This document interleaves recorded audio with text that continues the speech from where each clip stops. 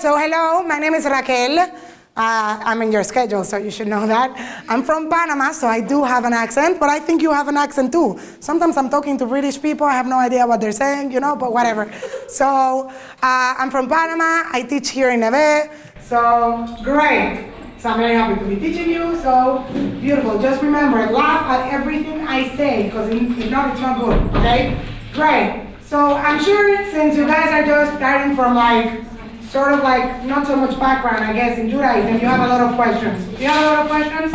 I always say I had too many questions at 17. No one was answering them, so I decided to become a teacher myself. So this is what I'm doing, I'm answering all my questions.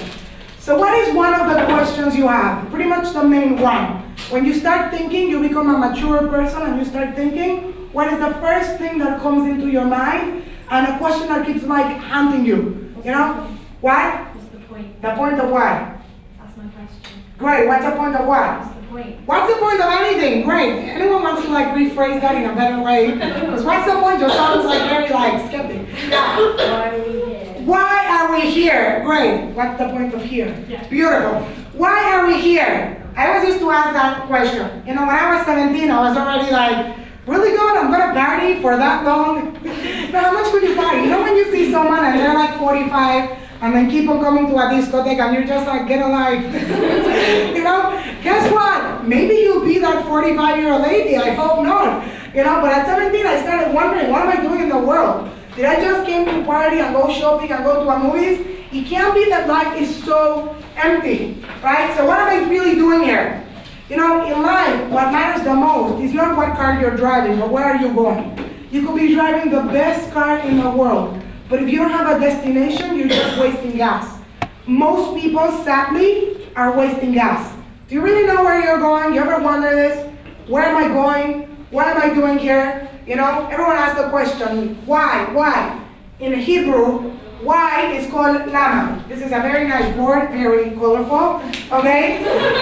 You know what happens in Israel when you ask someone lama? You ever had this? Anyone Israeli here? When you ask someone lama, you know what you get? So in Israel, whenever you say lama, why, you get kaha. That's why. Lama, kaha. That's the way it is. Israel is a bit sarcastic. Lama, kaha. But why did this have to happen to me? Who cares? And I'm not saying Israelis are not sensitive, but when you really think about it, what's the point of just asking why? Are you ever going to change anything that happened to you by asking why? Yes or no? No. Why? Why do you want to know why? Because maybe it gives it meaning, maybe it gives it understanding. But in reality, why is not the question you should be asking. You know why Israelis, whenever someone asks why, they say, kacha, that's why? Because if not, you would never move on in life. You would always stay in the same place, asking the same questions. Why? The Jewish question is not why, lama, right? Is lema. Same word, different vowels. You know what lema means? For what? Great, who said that? Someone over here. For what? For what was this? What's the purpose? What am I doing here? It's not why am I here. What? For what? When I was younger, I asked one time to my rabbi, how do you really know that each Jewish person will ever get a message? How do you know? Some people are so far away, you really think God is going to send them a message? So he told me like this. 100 years ago, there was a guy that he was a farmer. So every day he used to go out, work the land, hi-ho, whatever. And then he used to come back, and he used to watch black and white newspaper. They were always black and white. Okay, great. Then 30 years later, his son does the same thing. He goes, he works the land, he comes back home. Now there's black and white TV. Great. 30 years later, he goes out, he works the land, he comes back home, there's iPhone. 30 years later, I hope there's still people working the land and not robots, but whatever. He goes out, he works the land, and at some point, he lifts up his shovel, and he starts thinking, really? What am I doing? And what would most people say? This is what my father did, and my grandfather did, and everyone has been doing. So hi-ho, it's time to get to work, and you keep on doing the same thing.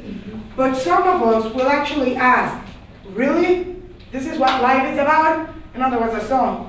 And some people will say, there's gotta be more to life. You know that song, right? There was a famous Israeli comedian. Every day he used to go out, do a show, come back and have fun. The life of the rich and famous, good luck. One day he was changing in the bathroom and he saw a little ant that was walking and kept on crashing against the door and walked back. If that would have been an ant in my house, I'm Sephardi, that means I'm OCD and a clean freak, I would have stepped on it on 5 seconds. In my house, you could eat from the floor, like literally. But this guy was looking at the ant and he saw, like, she couldn't move forward. She kept on walking, crashing, walking back. Walking, crashing, walking back. Do you ever feel like this? You're walking, but you don't move anywhere. You're just stuck in the same place. So at some point he said, oh my God, I'm like this ant. I just keep on walking. I'm not getting anywhere. And he started saying, there's gotta be more. And he went looking and he found answers. So the question I wanna deal with is, what are we doing here? But before that, right, I wanna give you a longer introduction, right? The idea of questioning, it's a very Jewish idea. There's actually a famous part in the Torah, or in Judaism, that has these 4 questions. Remember when you were reading the Seder of Pesach? You remember this? There were the 4 children, right? So there was, who knows the 4 children? First one is the Chacham, yeah, the wise one. Second one, I like how you say it in British, so say it, wicked. Could you say that? Wicked. Wicked. Okay, whatever. I always say, I like how people say wicked or no. Okay, great. So there's the Chacham, the wise one, the wicked one, the Tam, the simple one, the She'eino Yodea Lish'ol, the one that doesn't know how to ask. So my first question was, why are there only 4 children? In case you haven't noticed, religious people love having children. Average children in a religious house is like 8.4. Average of children in an Arab house is 9.4. So we should work, because this is a democracy after all. So let's get on it, girls, yeah? Average of children in a non-religious house, I mean secular, non-Jewish, whatever you want, it's 1.4. 1 kid and 1 dog. So the question is, why are there only 4 children and not more? So the Torah answers, these 4 children represent the 4 stages, or the 4, areas, or whatever you want to call it, in history of the Jewish people. And if you ever think about it, it happened in each one of your families, guaranteed. First child, Chacham. 300 years ago, everyone knew Torah. There were always people that, studied more, less, rebellious, whatever, but people studied Torah. Anyone here, your great-grandfather used to know all these things? You remember this? No, because you didn't meet him. But I'm sure your mother used to tell you, and your grandmother, that your great-great-grandfather was a rabbi I don't know where, or something I don't know what. Yeah, everyone see this? Last year I was watching Fiddler on the Roof for the first time in English. You ever watch Fiddler on the Roof? Everyone knows this part, it's really important. So he grabs his tzitzit and he says, and what is this? You may ask, and I'll tell you, I don't know. And since when have I been using it? As long as I can remember. I was looking at the movie and I was so angry. I started yelling, no! What's a tradition? Tradition means I do it because my parents did it and I don't know. Commandment means it has meaning. It was given by God, right? There's something to it. Imagine if someone comes to you with a Torah full of 613 traditions. Would you keep it? Hell no. Why should I do all these stupid things? I'm just going to throw them outside of the window. Tzitzit actually is one of the 613 commandments. Each second a man wear tzitzit, he's following all of the mitzvot of the Torah. You know this? Each second you wear a tzitzit, it's as if you're keeping all of the mitzvot of the Torah. It's not a tradition, it's a commandment. But you know what it looks like? If I'm just doing tradition, I'm just going to be like Tevia's daughter, that one of them was frum, then the other one went a little bit off, and then the other one ended up, more off. And that's exactly what's going on in the Jewish people. Second son, he says, why should I keep the Judaism? This is so hard. It's just whatever. What does he do? He becomes wicked, the wicked child. He rebels. You see this in history? Yeah? He rebels. He doesn't want to do anything. The third son, he's the Tam, the simple one. He sees his father doesn't do anything, but his grandfather does a little bit. So he does a little bit. Are you maybe there? Probably. The fourth son, he's called She'eino Yodea Lish'ol. I don't know how to say it in Ashkenazi, I'm sorry. She'eino Yodea Lish'ol means he doesn't know what to ask. You know why he doesn't know how to ask? Because pretty much the only thing he knows about Judaism is that he's Jewish. Do you know people like this? Practically everyone it's like this. The only thing they know about Judaism is that they're Jewish. I don't know what statistics are in England, but I could tell you more than 70, I could even say 80% of American Jewish people, the only thing they know about Judaism is that they're Jewish. Isn't that a scary thing? Makes me want to cry. Can I tell you crazier statistics? Don't cry, yeah? What is the first thing you do when you come to Israel? What is the first thing people take you to do? You go where? Kotel, yeah? Or the koisel, right? Afterwards, you go to Machane Yehuda. Afterwards, you go to eat like a crepe. It's like the three main things to do in Israel, yeah? Can I tell you a crazy thing? Fact, by the way, 23% of Israelis only go to the kotel when they're initiated in the army. You know that? That means that until 18, they never went to the kotel. You understand this? Until 18, they have never gone to a kotel. 23% of Israelis don't know how to say the Shema. Isn't that sad? We're not talking about people in America, in Bolivia, in Panama. No one knows where they are. Actually, Panama has the biggest Jewish community in the world, percentage-wise, but no one knows that. We're more than 3% of the country. Go Panama, go Panama. Okay, whatever. We didn't make it to a Mundial, so I guess we're not that good. We didn't have, who's this guy? David Beckham. Whatever. The point is, isn't that a sad thing?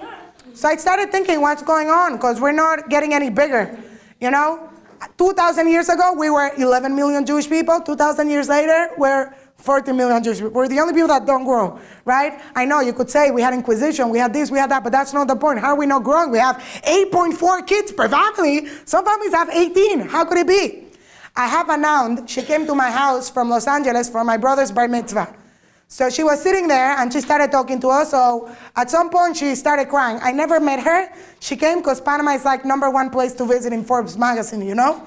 Last year, #1 place. This is why it's becoming so expensive, because you people keep on coming to visit. Maybe I shouldn't invite you. Great. But the point is, so she came and she was talking to us. And at some point she started crying.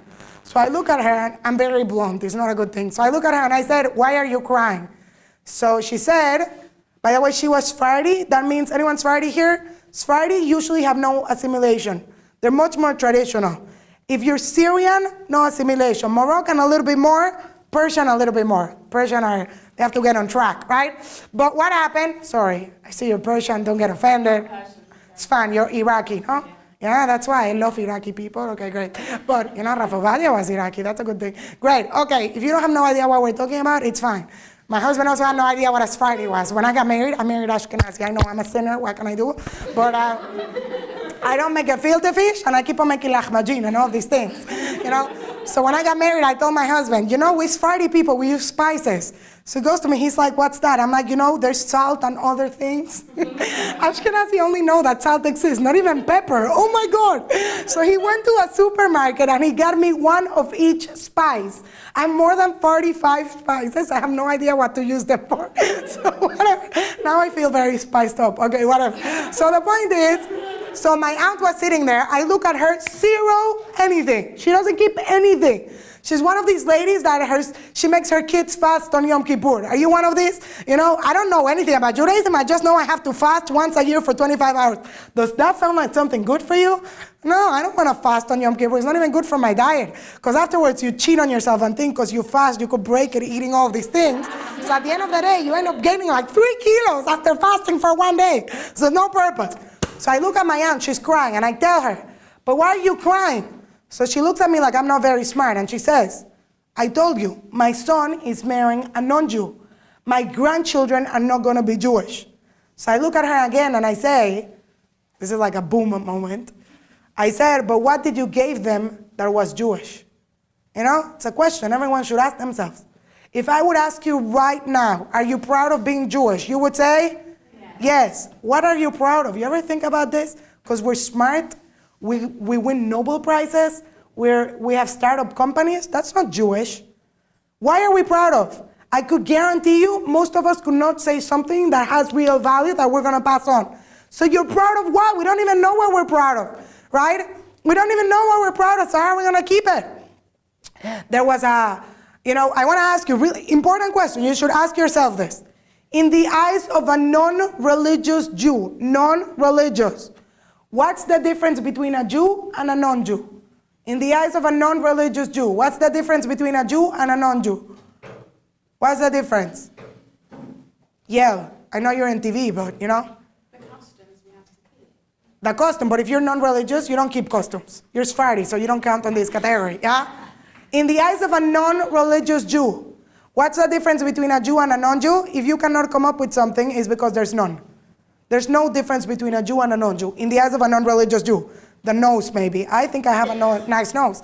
Some of you also do. Some of you don't. But that's life. You can't have everything. You can't be perfect, you know. In the eyes of a non-religious Jew, there's no difference between a Jew and a non-Jew. So now let me ask you, then why should I keep being Jewish if everyone persecutes me and wants to kill me and hates me? Does that make sense? No. That's why I will not keep on being Jewish. That makes sense. Why should I fight for something I don't even know what I have and it comes with such a big weight? It doesn't make sense. You know, I have a friend, she's a convert. She's a black convert, which means it's a really hard thing, right? She converted at like 30-something. It's a hard thing. You have to leave your family. You have to start from zero. Who are you going to get married? Every time we used to sit down and eat, I'm not joking, her blessings are like this. Baruch, Ata, Hashem. And you're like, could you hurry up because I just want to eat, you know? And I started thinking, oh my God, this girl is sacrificing everything for something she doesn't have, and I was born with this, and I never checked it out. You know, how many of you have checked it out? You know when you go into the airport, Israeli people, or not Israeli people, Jewish people, when they're davening, they always pretend to be talking on their cell phone. Did you ever notice this? They're like talking to our Bluetooth because they don't want anyone to notice. And they always go and they hide. You ever notice this? And if you ask them why they're hiding, they'll say concentration. Arabs, they open their carpet in the middle of the airport and they start Allah, the Hindus, everyone, you know, they do the whole business. Why are the Jewish people hiding? So they'll tell you it's for concentration. We know it's because we're embarrassed. You ever feel embarrassed, you know? You ever walk next to a Jewish guy and you feel like you're embarrassed that they'll notice you with him? You are, right? Why are we embarrassed? So people will say we're embarrassed because we don't like being different. Really? You think Queen Elizabeth minds being different? She doesn't wear pants, she doesn't eat French fries with her finger. Maybe she does that in the bathroom, but you shouldn't eat in the bathroom, right? I hope Queen Elizabeth doesn't see this video, okay? I'm sure she won't get it. Maybe Kate Middleton, there's rumors, you know, but whatever, right? But why doesn't she mind being different? Because I'll tell you what I learned in life. People don't mind being different as long as your differences make you great, right? If you just won the lottery, would you be the only different one? Would you mind it? No, bring it on. Why? Because my difference makes me great. That means that if I value and I appreciate my differences, I don't mind being different. But when I don't know where they are and what do they mean and why are they important, then I don't want them. I want to be just like everyone else. So maybe that means we don't really know what makes us different in a good way. What makes us special? Urban Outfitters made a shirt. It was the Jewish shirt. Anyone saw this? It was a Star of David, and around it, it had money signs. That's Jewish. It's all about the money, money, money. You know, that's what creates anti-Semitism. That's what people think. Jewish means money. Jewish, that's not what Jewish means. So what does it mean? By the way, can I tell you? The Torah asks, where is the fifth child? Yeah, good question, no? So the Torah gives you one of two answers. Number one answer, he's gone. This happens everywhere. Just in America, more than 7 million Jewish people assimilated. That's more than Hitler killed. We're doing Hitler's job for free, right? 7 million. You know what happens to a fifth son? Number one answer, he's gone. I have a friend, she's the last Jew in her family. Everyone else assimilated. Everyone except for her. Happens to be that she only had brothers, and all the uncles had brothers, men, and she's the only girl, so at least, Baruch Hashem, even if she would marry non-Jew, her kids would still be Jewish, but who knows next, yeah? But you know what's the other part, the other side of the fifth child? And this is pretty much your responsibility. I know I'm telling you so much at 19, you're like, this is such a big thing. But you know, my favorite quote is from Spider-Man. With great power comes great responsibility. So you're powerful people. You know what's the other option for the fifth child, says the Torah? He goes back into being the first child. How was the first child called? Chacham, wise. You see this? Not the religious one, the wise one. Ask questions. Look for truth. That's the only thing God expects from you. You know, in Hebrew, we have a concept called the Yetzer Hara, which means the evil inclination. The evil inclination never gives you a moment to ask questions. You ever notice this? You're always running, watching TV, radio, books, advertisement, naked people everywhere. Why? Because he knows that if you just stop for one moment, you might question, and you might look for answers, and answers give you responsibility. And he doesn't want you to do that. I have a song in my iPod. It says like this. Stop. Don't think about it. Be careful every day. You know, stop. Don't think about it. That's what the world says. Don't think about it. Just keep on moving, yeah? That's a bad thing. You should stop. You should think about it. Because again, if you're just driving, but you have no idea where you're going, you're wasting gas. Doesn't matter how fancy your car is, there's no purpose for your car. Because the car's purpose is to take you to your destination. So the question is, what is your destination? Yeah? Imagine someone comes to you with a huge gift, beautifully wrapped, beautiful box, nice paper, nice ribbon, and it's a guy. So you open the first box, and what do you find inside? Another box. Does this make you exciting? Of course, because if it's a guy and he has 2 boxes, must be something good, because he wrapped it twice, you know? You open up the second box, another box, another box, another box. Are you getting really excited? You open up, last box, this side. You don't even open it up, you're already calling to tell your parents you're getting engaged. You're so excited. You open up the last box, what do you find inside? Nothing. What do? First, you kick him on the balls, you know? Second, what do you do with the boxes? What do you do with the boxes? What do you do with the boxes, guys? This is easy. Easy question. You throw them out. If you're cheap, you'll save them for your next present, yeah? Why do you throw them out? Because the only purpose of the boxes was to enhance the gift. But if there's no gift, there's no purpose for the box or for the ribbon or for anything else. Growing up, I think most people, right? We grow up and what do we think? We were given this huge gift. It's called Jewish. It comes with a huge weight, but when you open it up, you don't know what's inside. Do you ever feel like that? Great, so I invite you to open up your box. Maybe you'll fill it with something, right? Great, so now I'm starting my class. Beautiful, so what are we doing here? Says the Torah, this is written in Mesilat Yesharim, the path of the just. It answers like this. Lo nivra ha'adam ela bishbil le'itanek be'Hashem. A person was only created for one reason, to enjoy from God. That sounds good? Great. Why did God create you? Just as when you're hungry you need to eat, God is so good, He created you in order to give you. Because I'm good, but I need someone to give to, right? That's how it works. This is what God created you. What's the world to come? You ever heard this idea, the world to come, Olam haba? Olam haba is being attached to the ultimate source of goodness. What am I going to do there? I'm going to be attached to God. Because if I'm attached to God, I have everything. You don't have money, you marry the son of a millionaire, you're set for life. You know, Kate Middleton's type. That's good, right? So what is the world to come? I'm going to be attached to God, enjoying from His goodness. So then, you should ask me, but Raquel, you're saying I was created in order to have pleasure. Do you walk around and you see people? Do they look happy to you? You ever notice this? You know what's that movie? What's that movie? Do I look happy to you? What's that movie? I forgot it. Oh no, with Kirsten Dunst. Whatever, I forgot this movie, what it was, but the point is, do you look around and you see people look happy? Yeah or no? No. I was like, God, you created me in order to have pleasure, but it doesn't look like I'm having so much pleasure. Maybe a little bit, you know, but not real pleasure. You know, there was a song that came out this year, I'm sure you know it, because it's the #1 song after Let It Go from Frozen, you know? But this is the #1 song. Every single country in the world made a video about this song. Who knows which song I'm talking about?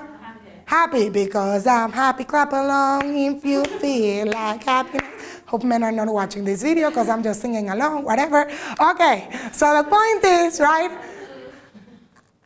Why did it become such a hit? You ever thought about this? You know what that song is about? The song is about being happy for no reason. Shouldn't we always be happy? Doesn't matter why. You know why that song is such a big hit? This is the ugly truth. Because no one ever made a song about being happy. For no reason except for, if you're happy and you know it, clap your hands. That's pretty much the only other song that talks about happiness. I started thinking about this and I'm like, oh my God, that's so depressing. There's no one ever thinks you should just be happy. You know, because people are not happy. Why? Maybe we're just doing the wrong search for happiness. You ever think about this, by the way? What do you think you would need in order to be happy according to world standards and values? Money, fame, yeah? Honor and materialistic pleasure. Who has all of these things? Celebrities. Is there anyone that's more unhappy than celebrities? The other day I was in the gym. Whenever I'm in the gym, always TV comes out and I see something. I've never seen this show because I think it's the most stupid show in the planet, but I was changing it and it happened to be, I saw 2 minutes of it. Thank you, God, for allowing me to see how polluted the world is. I'm sorry if you like this show and I'm just going to ruin it for you, but whatever, that's life, you know, ugly truth. It was the Kardashians. Anyone ever seen this show? Okay, so I have to tell you this. I was so disgusted by this. There was Kim Kardashian that just got married or something like that with her friend, and they were talking about going pole dancing. I was like, really? You go pole dancing when you're married? Like, what the heck? Get a life. And the mother came down. The mother of Kim Kardashian, how old is she? This lady is probably at least 50. She likes the Kardashians. I just insulted her. Right. But this lady is at least 50 years old. So she comes down and she's like, so you girls, what you talking about? And they're like, we're going to go pole dancing. You want to come? And Kim is like, really? You're inviting my mom to come pole dancing with us? Whatever. And the lady's like, sure, just let me go change. She goes change 2 minutes. This is all I needed. She was wearing a leotard or something like this with heels this size. She was going pole dancing with her daughter. No one else thinks this is disgusting, just me, because this is weird. And then she kept on saying how cool she is because she knows how to enjoy life even when she's 50. How depressing is that? You know? It looks like everyone that's looking for happiness is not looking in the real place because they're unhappy. You know how you know? Because a happy person doesn't need to be outrageous and do more and more and more. A happy person is satisfied. He doesn't need much more to be happy. So the question is, God, you brought me into this world in order to have pleasure, but it doesn't look like I'm getting it. So why am I here? So God says, pleasure is for the world to come. In this world, you have to work hard. So my real question right now is, what am I doing here? You want to know? You want to know? Okay, fine. No one is yelling because, fine. Okay. So what am I really doing here? So the question I'm going to address is, what am I doing in this world? I'm going to give you 2 answers.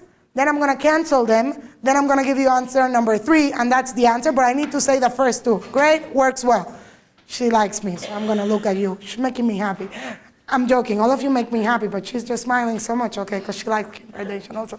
But the point is, so reason number 1, why am I here? Great, it goes like this. By the way, if you understand what I'm going to tell you right now, your perspective in life will change 100%, and you'll pretty much understand everything that goes on in the world. Yeah, you'll understand everything. Everything is going to change for you. So listen very well to what I'm going to say, because in a general category, it answers pretty much everything. So it goes like this. Reason number 1, why am I here? If God will put you in the world to come and give you ultimate pleasure, you would live from something that we call the bread of shame. Yeah? Because God gave you pleasure for free. And we know that no pain, no gain. The more that you work hard for something, the more you value it. Yes or no? 100%. You could never compare working hard to just getting something for free. Even though in this generation we like being comfortable, would you ever want to marry someone that's 45 and still living unsupported by his parents? No, right? If they give you some gifts, maybe you'll just stay quiet for a little bit, but you don't want this. You want someone that knows how to work hard, someone that knows how to earn. Life, it's about earning. The harder you work, the more you'll enjoy. Imagine the first guy that ever climbed Mount Everest. So he climbed the highest mountain, the most difficult. There's a discussion which one. He's at the top of Mount Everest, and there's someone waiting to interview him, the guy in the helicopter, the interviewer, whatever. 5 people are on top of Mount Everest looking down. Who do you think is enjoying the view the most? Who do you think? The one that climbed. No comparison. They're all looking at the same thing, but they're not really. One of them sees his effort. You know, like Miley Cyrus says, not that I really like her, but I think this song is amazing. It's my favorite song. Life is a climb, but the view is amazing. That's life. By the way, just to add this, I'm not saying this as a joke, but imagine you were training for the Olympics. Who's the person that you hate the most while you're training? Your coach, your trainer. Who's the person that you love the most when you win? The trainer. Guess what? God is training you. This is why sometimes you're not really happy with him. But I want to tell you a little secret. You never know what you're capable of doing until you're pushed to the limits. Do you? Ever. So God is training you and pushing you to the limits because it brings you to a new recognition of who you really are. This is why your life is so hard. Because I'm building myself and I'm getting somewhere, and therefore I need to push myself. And God says, if you're not going to push you, I'm going to push you. But there's nothing like effort and gaining, and there's nothing like that. And that's what you're doing here. By the way, I do want to tell you something. In this world, people think that comfortable equals pleasure. Yeah? Now let me ask you a logical question. Do you have things that your father, your parents, and your great-grandparents never thought about having? Yes or no? would you say they were probably happier than you? Yes or no? 100%. This generation, oh my God, whenever I'm teaching a group of Jewish girls, I always ask them, what are you studying? 40% of Jewish girls always study psychology. Aren't you worried you're not going to have clients? No. Everyone is depressed. How could it be? We have so much. You know, my nieces and nephews, they're like millionaires. If you don't take them to like Chuck E. Cheese to spend some money, you have Chuck E. Cheese in England? Oh my God, you've been deprived. Dave and Buster's, something like that. We don't have it in Panama either. But you know, we go to America a lot. Okay, whatever. But my nieces and nephews live in Mexico anyways. But the point is, nowadays, I'm sure you could see this with your nieces and nephews, if you don't do something that requires spending money, they're not happy. You used to go to the park and be happy, you know? You used to go ride your bicycle and be happy. Nowadays, you need like Xbox, PlayStation, Play whatever, and then like 15,000 iPhones, you know, to be happy. Why? We don't know what it means to work hard, and therefore we don't derive enjoyment anymore. Not only that, I want to tell you a real idea. We came into this world in order to have pleasure, yeah? How do I get pleasure? Pleasure comes from feeling a lacking, yes or no? When you have a lacking and you feel it, you derive pleasure. Therefore, listen to a real rule in life.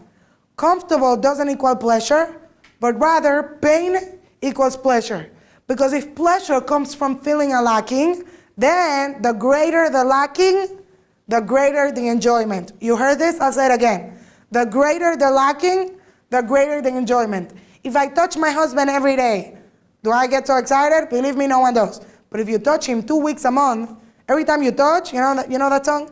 Baby, it's like fireworks, right? You get so excited because you haven't touched him for like 2 weeks, you know? If you eat a chocolate every day, do you enjoy that chocolate? If you have it once a month, you know, it's like, wow, that's why we all love fasting in Yom Kippur, because then you have all this food waiting for you afterwards, right? So it was only because I spoke about Kim Kardashian. No, I'm joking, right? So what is the deal? The deal is like this. The greater the lack, the greater the enjoyment. By the way, if you understand this, you'll appreciate your lackings. Because if it wasn't because you lacked something, you wouldn't be able to enjoy it so much afterwards, right? You waited much more than your friend to get married, but I could guarantee you that you appreciate your husband much more. Guaranteed. You waited much more than someone to have children, or you didn't have so much money growing up. You appreciate everything, right? The greater the lacking, the greater the enjoyment. Therefore, reason number one, why am I here? I'm here to work hard. The more I work hard, the more I enjoy it. No pain, no gain. By the way, this is what Olam is. You guys know Hebrew? Yes, no, maybe? Okay, doesn't matter. Anyways, I'll put this here so it looks like I'm teaching something. Great. The word Olam in Hebrew comes from the word ne'elam, which means hidden. Why is the world called Olam? Because who's hiding here? God. He's playing hide and seek. You see him, you don't. I'll tell you why he's hiding later, right? Haba could also mean to come. Yeah, you could say the world to come, or haba could also mean like inside. Tabo inside, come inside. What's the world to come? Listen to it, it's beautiful. The world to come is what's hidden inside. Whatever you built for yourself, that's what you're gonna enjoy. You remember the story of the 3 little piggies? One made a house out of wood, one made a house out of straw, one made a house out of brick. Was it a punishment when the wolf came and blew the house? It wasn't a punishment, it was a consequence. If you never built anything, you could never enjoy from anything. By the way, I do want to tell you something. By definition, physical pleasure, it doesn't matter how much you have, it's never complete pleasure. Why? Because physicality is limited. This is why all of these people looking for happiness that way, they're not enjoying it. By definition, only spiritual pleasure could be real pleasure. Why? Because spirituality is unlimited. But I need to develop a sense to enjoy that pleasure. Could you ever explain to a blind person what color is blue? Yes or no? Never. Why would you say it's a mixture between purple and red? Well, he doesn't know what's purple and red. Some of us are blind when it comes to spirituality. And therefore, even if it would hit us on the face, we wouldn't enjoy it. And therefore, God says, learn how to enjoy it. Learn how to work for it. And there's no pleasure like that. Moving on, reason number 2. Why am I here? Great. Could you ever enjoy fully from something you don't know? Yes or no? Could you ever enjoy fully from something you don't know? Imagine you take 2 children to Disneyland. One of them knows every Disney movie, right? One of them doesn't know anything. Who do you think is enjoying Disneyland much more? 100%. You go to Disneyland with me, my husband goes crazy. I'm like looking at the princess show and I get so excited. And I make a line to going to the kiddie rides of like Ariel's Grotto and Belle's Enchanted Tale. And my husband is like, really? You're putting me here? And we paid so much money. We're going to every single ride. You're joking? I'm like, no, I'm not. And the whole time, whenever there's a show, he's like, Raquel, please do not volunteer. Do not volunteer. Do not volunteer. He's just so scared. And I'm having the best time ever. I want to see every show, everything, because I love Disney. Yeah? Remember when you went to a concert and you didn't know the artist? Either you were high, or your friend was high, or someone was high. That's pretty much what they do at this trance concert, Avicii. What do I call them? How much could you bang your head? That's why I remember it's like high. But the point is, right? The more you know something, the more you enjoy it. There was a guy that came to his rabbi and said, Rabbi, I want to find holiness. So the rabbi said, you want to find holiness? You need to go to a holiest place on earth. The kotel, or how you call it, the koisel. So the guy goes all the way to the koisel. He spent $3,000. And then he comes back and he says, Rabbi, I did not find any holiness. So the rabbi said, how could it be? Everyone wants a piece of that wall. How could it be you didn't find any holiness? So the guy says, I don't know why, but I want my money back guaranteed. It's a good Jew. So the rabbi says, I give you your money back, one condition. I want you to go outside and look for kakushkas. Bring me kakushkas, I give you your money back. So the guy goes like, what? Is that Russian? What are you talking about? So the rabbi said, bring me kakushkas and I'll give you your money back. So the guy says, Rabbi, how do you expect me to find kakushkas if I don't even know what they are? So the rabbi answers him, do you know what holiness is? How do you expect to find holiness if you don't know what it is? Guess what? What's the world to come? It's total attachment to God. But if I don't know God, can I ever enjoy from Him?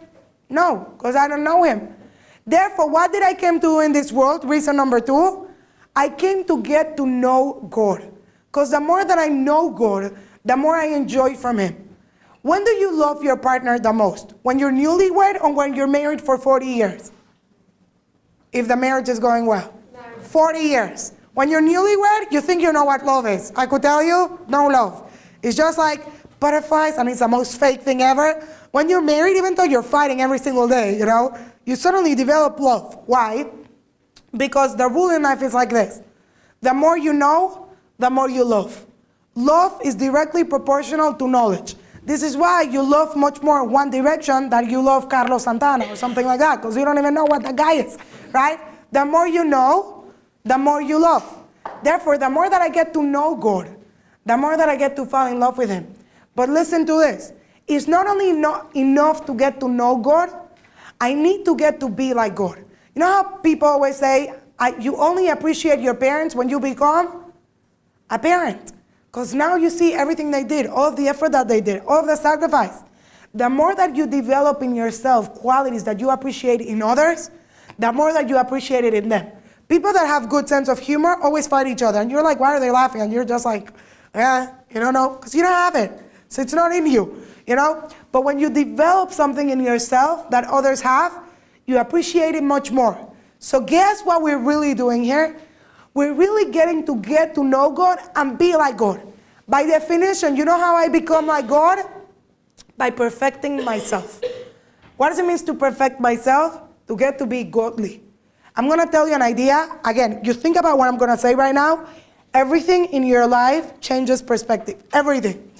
There was once a Roman guy that came to Rabbi Akiva. You ever heard of Rabbi Akiva? Famous rabbi. He said like this, Rabbi Akiva, doesn't it say in your Torah that God is good? So Rabbi Akiva said, God is great. I love Him. Listen to it. So the Roman guy said, if God is so good, why did He create poor people? You ever asked this question? Good question, no? If God is so good, why did He create poor people? Listen to the answer. He said like this, God created poor people in order to allow the rich to give. Beautiful. What's the quality, the essential quality that defines God?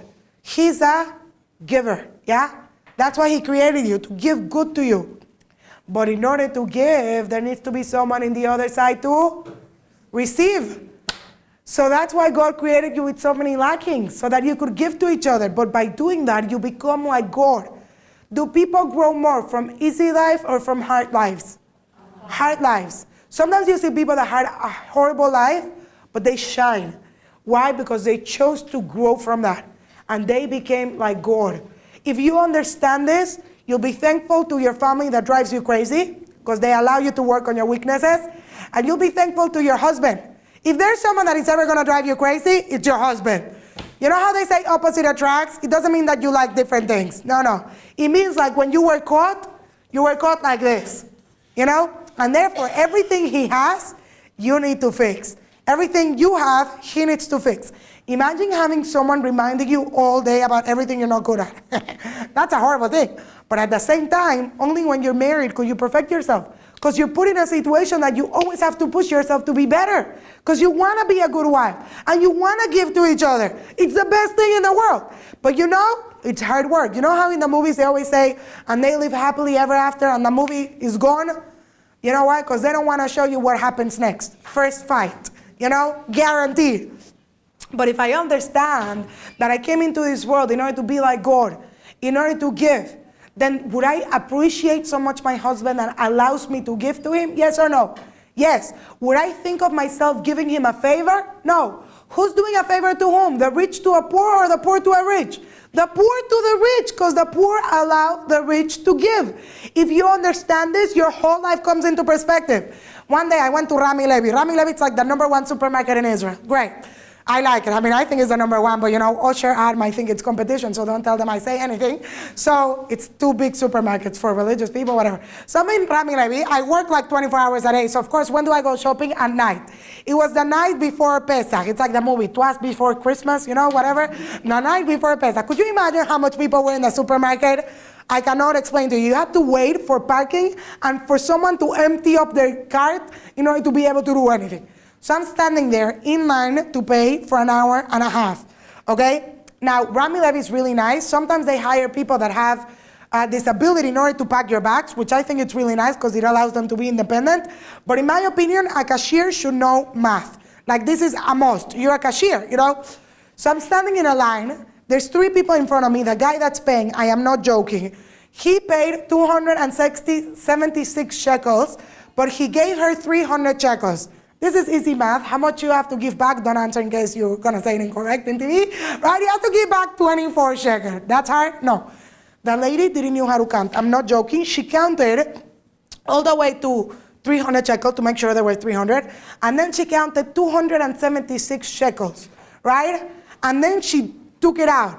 This took her more than half an hour. You have to add to this that Israelis have a quality called chutzpah. You know what it is, chutzpah? They do not care what you think, and everyone likes to get on each other's business. I think it's a good thing, because if not, they would never move forward, because this is like a small country, and we need to push ourselves. But sometimes it's like crazy. So the guy in my cashier starts yelling at the lady, so everyone else starts yelling at him to stop yelling, and you do not know this was like Jumanji, crazy. Everyone's like yelling at each other. So right now I'm thinking, what are you going to do? Suddenly I realize this lady speaks Spanish. I'm like, oh my God, if she knows I speak Spanish, she's going to be so embarrassed. What should I do? Everyone in my line started leaving, so now I have a choice. If I leave the line, I, #1, will embarrass this lady. #2, it might cost her her job, yeah? Because no one wants to hire a cashier like this. So I decided this was a test made for Raquel. Patience is not my virtue. You know, I'm one of these people. Please say you're like me so I don't have to feel so bad. Counting for me, it's like math. I could do like multiplications of like 5 digits and like, I'm not joking. I could play backgammon. You know when you're playing backgammon with people, you know what's backgammon? Please tell me you play this in England. Great. And there's black and white. And everyone's like counting 1, 2, 3. And you're like, there's black and white because it's odd and even. It's not so hard. You know what I'm talking about? And then when you're playing Rummikub and they pick up 14 pieces and they go 1, 2. And you're like, oh my God, just stack them up. Who's like me, please? Great. So I was standing there and I'm like, oh my God, God just sent this test to me because this is how I'm going to fix myself. I played a little bit of Candy Crush. That helped to kill some time because it was an hour and a half. I decided to call everyone on my phone list to wish them Yom Tov Sameach, you know. But I left Rami Levy feeling like I passed my test. And everyone else probably left angry, you know. If you understand that you came to be like God, you'd appreciate every opportunity to work on yourself. And your whole perspective in life changes. By the way, when God created man, listen to this. The Pasuk says like this, and God said, let's make man. What's wrong with this quote? Let's make man. What's wrong? Na'aseh Adam. It should have said, let make man, right? In single. Yeah, beautiful. That's my friend over there. Why does it say, let's make man? So Rashi, the main commentary, says an idea. It's not the one I want, but anyways, I'll tell you, because general culture. Rashi said that God wanted to teach you humility. Therefore, he humbled himself to consult with the angels to create man in order to teach you humility. Whenever I think of this, I'm like, wow, God humbled himself to teach you to be humble. Crazy. But you know why it say, let's make man? You know why it say, let's make man, right? Because in reality, you know what God is saying? Let's make man, you and I. I'm going to give you a body. I'm going to give you a soul. I'm going to give you talents. You need to make a man out of that. This is why when God created human being, it doesn't say, and God saw it was good. Because guess what? You're not good the way you were created. You're work under construction. And it's okay to make mistakes, but I need to know that I came here to grow. This is why God made you out of the earth. You know what's the earth's main quality? Fertility. Everything you put on it grows. We want to grow, not this way, this way. We want to grow. This is why when we're not growing, we're not happy, because we're going against our nature. So reason number 2, why am I here in the world? I came to get to know God and to get to be like God. Because the more that I am like God, the more that I enjoy him. One time there was a guy working on metal. So you know how you work on metal? You heat it up, right? So that his kid came and said, Daddy, how long are you going to heat up the metal for? So the father answered, until I could see my reflection on it. Then I know it's pure. Have you ever met people that you could see God's reflection on them? I bet you there were people that didn't have easy lives. You ever met a father that had a child with a disability, right? You wouldn't want this test. It's a hard test. But would you want to be a father like that? Yes or no? 100%, right? You came into this world in order to mirror God's image. But now let's do reason number 3. So I'm going to cancel everything I said, right? So get on it. So I said we came into this world in order to not live from the bread of shame. Yeah? But now, so what are we doing here? We're earning the world to come. So the Chovot HaLevavot, a famous book called Duties of the Heart, asks a question. Could you ever really earn the world to come? Because imagine, before coming to this world, you owed the world to come. Yeah? Now that you came here, not only do you owe the world to come, you also owe this world. Because if someone gives you $20, how much do you owe them? 20. Someone gives you 100, 100. Imagine how much do you owe God. That every second he's giving you life, health, family, friends, clothing, shoes. You know how it goes, right? How much do you think you owe him? Everything. Says the Torah, this is not a good business deal. Before I came here, I only owed the world to come. Now that I'm here, I also owe this world. So what are we doing here? So says the Torah an amazing thing. You might say that you came to earn it. How? By doing mitzvot. We know what mitzvot is? The commandments. Listen to this, because if it wouldn't be written, you wouldn't believe this. The Torah says like this. In the future, a voice is going to come out of the Temple Mount, and it's going to say like this, right? Anyone that ever kept a commandment, come and request for your reward. So you're going to say, God, I kept Shabbat. You're going to say, God, I kept Kashrut. You're going to say, God, I put a mezuzah on my house, or a mezuzah, whatever. God, I did a brit milah, circumcision. Yeah? Listen to this. And then God is going to say, did anyone ever put a mezuzah before I gave them a house? Did anyone ever circumcise their child before I gave them a child? Stop one moment. Not stop, don't think about it. Stop, think about it. You ever notice this? There's nothing God ever requests from you until he gave you something greater before. You ever notice this? Nothing. Anything God ever asked from you, it's only after he gave you something 1,000 times greater. But you never notice what you give, what you get. You only notice what you give. This is why we're not happy. Imagine someone that doesn't have children and they just come and they say, oh, you want to have a child? Just circumcise him. Are you joking? Give me 15. You know? God doesn't ask you to put a mezuzah if you don't have a house. You don't have to circumcise a child if you don't have a child. But God gave you a huge gift. He's only asking for a little bit. One time in the gym, I was watching Extreme Makeover Home Edition. Anyone has seen the show? My favorite show. We started late, right? So I was watching the show. There was a couple that didn't have dishes. Yeah? Why? Because their house was falling apart. So when they remodeled the house, they got dishes. They were so happy to have dishes because now they could use them. I started thinking, I love this show. It makes me appreciate everything I have. I started thinking about every single person that complains about washing dishes. You know what's a dish? Listen to this. It's number 1, a dish you have. Number 2, a person in your family. Number 3, a person you're able to feed. Isn't that a beautiful dish? You know, people that live on the street, they never do laundry.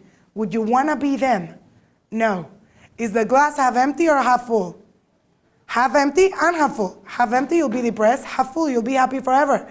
Or like my student said, you should be happy you have a glass to fill. There's nothing God ever requests from you without giving you something greater first. But now let's take it. Now I'm going to give you the answer, right? Listen to it. So we said we came into this world in order to earn the world to come, but I could never really earn it. And I might say, but hello, I'm doing so many mitzvot. Yeah, but there's no mitzvah you could ever do if God doesn't give you a chance. So what are we really doing here? So now let's define terms. What does it mean to live from the bread of shame? Yeah? Shame means when someone gives you something and you don't even know them, right? Let's say you're bar minan, someone doesn't have a family, and someone gives them money to pay for their wedding. Are they embarrassed? Yes or no? Of course, because I don't know you, right? How embarrassed do you get? Depends on two things. How big is the gift that I'm getting? And how much of a stranger is the person giving me the gift? Yes or no? 100%. But now let's say your best friend or your husband comes home on your birthday and doesn't give you a gift. Are you okay with that? It is hello and goodbye forever, Because when you love someone and you know someone loves you, not only do you want to get, you expect to get. And even though you told your husband or your friend, no, I don't need anything, in your mind, you're really considering they're making you a huge surprise party and giving you 15,000 gifts, So this is not a good business deal. By the way, just want you to know, problems of communication, when a man hears something, that's what he hears. A woman, when she says something, there's like subtitles. I don't want anything, but really I don't want to ask you, but I want you to think about it. Man hears, she doesn't want anything. Great, let's save money. Just so you know, by the way, right? By the way, how good is a gift depends on two things. How much money the person giving you the gift has, yeah? And how close he is to you, yeah? Your rich uncle will give you something better than your poor uncle. Just a question. Is there anyone that loves you more than God? Is there anyone that has more to give you than God? He chose the Torah. Maybe you should check it out. Check it out. Check it out. Yeah? But now let's really finish. Now I'm giving you the last punching line. Yeah? If I would have been put in the world to come from the beginning, I would have been embarrassed forever. Because there's the biggest stranger giving me the biggest ultimate pleasure.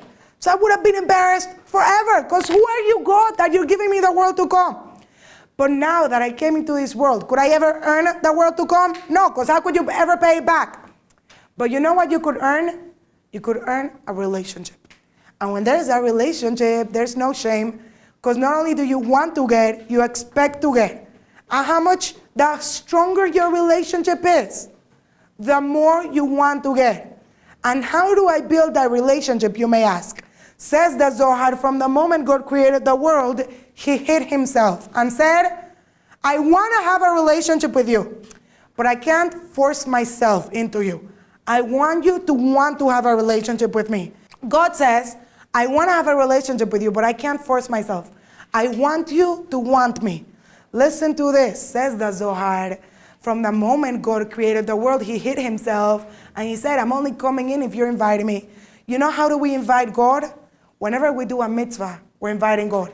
You put a mezuzah on your house. You say, God, thank you so much for giving me a beautiful house. Come in, be part of it. You're saying a blessing on your food. God, thank you so much for feeding me. Come be part of it. You're doing a brit milah. God, thank you so much for giving me a baby. Be part of it. And the more that you connect to God, the stronger your relationship is and the less shame there is. I just finished with this story, I promise you. There was a convert that checked out every single religion. And then he found out he wanted to be Jewish. So someone came to him and asked, why did you like Judaism out of everything? What is it from Judaism that picked you up, So he said, the way that Jewish people tie up their shoes. You ever heard this? There's a Jewish way to tie up your shoes. You put your right shoe, then you put your left shoe, then you tie up your left shoe, then you tie up your right shoe. Easy mitzvah. Right, left, tie up right. So the guy looks at him and he says, really? This is what you like about Judaism? There was nothing else better? There's like Purim, Hanukkah, whatever. Tying up your shoes? Listen to the answer because it sums up everything. The guy says, you don't understand. A God that wants to be with me, even when I'm putting up my shoes. That's a God I want to have a relationship with. When you love somebody, you want to be with them all day. God loves you so much, he wants to be with you even when you're putting on your shoes. Welcome to Judaism.